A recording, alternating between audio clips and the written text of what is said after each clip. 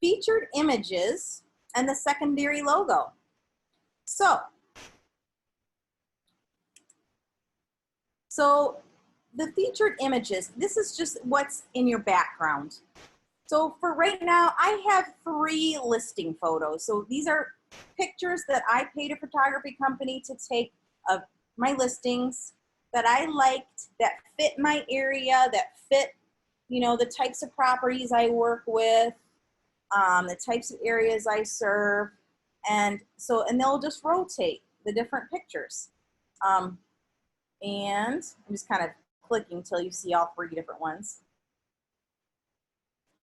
So they will rotate there. Okay, so there's 3 different pictures. I could add a bunch. You know, so I was working with some people today and they had a few pictures of Milwaukee and, you know, just like exterior, like city pictures, and that's what they liked. And, you know, you can also do a background video with a YouTube video. But I opted not to do that because number one, I feel like it takes the site longer to load, and it also doesn't show on mobile, so it's just black on mobile. So I don't do that, but it's an option for you. So, but what you can do is you can put different pictures, and I have a fun little thing I'm gonna share with you all. So lots of people are chatting with me. I don't know how I'll ever get through this. Okay, Harvey, how do you change the eXp Realty agreements? This part, eXp Realty, how do I change that? I don't think I can. So the only way, if you don't want that for some reason, because it's out of your area, you're gonna have to talk to kvCore about, or talk to eXp Realty actually about that. Yeah, it's usually attached to the MLS you're with, or you know, whatever you're assigned to, but it's sometimes kvCore gets it wrong. Sometimes it's wrong. eXp set you up wrong. You know, so I've helped people, like they were in Southwest Michigan, and that was the area that was showing on their website, but and that's where their MLS is, but all the properties that were featured on the front part of the website was totally not in the areas they serve whatsoever. So what I was able to do is contact eXp Realty that did it for me. They chose what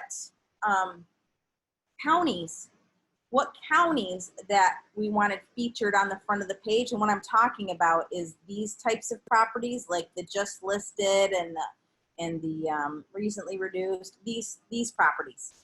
So I can't remember, I think it was the eXp Realty support, and they just changed what counties would be featured on the website. However, all the other areas in my MLS was still searchable for these people, but they just, what was showing. So again, and I'm sorry, I can't remember if it was kvCore or eXp Realty, but all right, Harvey, that's your situation? Yeah. Julie's asking about making the photo headshot on the homepage bigger. No, there's not. The only thing that you really could do, if you really want that, is you could have the actual image, that actual background image, have your picture in it, and then you could edit your settings so that this little thing, that little image doesn't show on the website at all. You could do that. So, but let me talk about that for a minute. I want to talk about the images. So I have, and I'm going to share this with you all, and you're welcome. I have made a ton of great real estate photos that I got from unsplash.com, which is a website that you can download photos for free. Yeah, so here's the pictures, and I'm going to share this file with you, and they're all sized the way they need to be and everything, and you can pick a few to put on your website, and I'm going to show you how to do that. But I have a ton of different styles and, you know, different things that you might want to put as your backgrounds or not. I don't know. So I am going to share that right now. So what you do is you take those images and you go to WebIDX, and you go to edit settings whenever I get there. And under edit settings, here's where you're going to see some of the background pictures that are available that kvCore provides. I really don't like any of these pictures. And in different parts of the country, they'll show you different parts of things. Like I'm in Michigan, so why they show me anything with palm trees, I don't know. But some of them are appropriate. But then these are the ones, these last three are the ones I added. So any boxes that you have checked are the ones that they'll show. And all you have to do is, it can be a PNG file or it can be a JPEG. You can just drag the image. Ooh, you can just drag the image on top and upload it. So to show you, let's say I wanted one. Say I wanted this one. I'm going to download it. And it's already the size that I want. I'm just going to drag it over here. So simple, you guys. Drag it, and then I'm going to upload it. Ta-da! And then I'm going to check and make sure it's there. And it's probably at the top, and it's already probably checked in there. It's already checked. So ta-da! And now that's going to show on my website. And that's fine. I like that one. It's fitting for the kind of end of summer in Michigan. So, except I don't like it with my secondary logo, so I'll probably take it off. But that leads me to the next thing. You can have a secondary logo. So, and what you do is you just drag that little baby here. And so if you have your own branding somehow, that's great. So as an example, the Leonard Group, you know, we've got, you know, their name as the Leonard Group here, and then they've got their little logo here.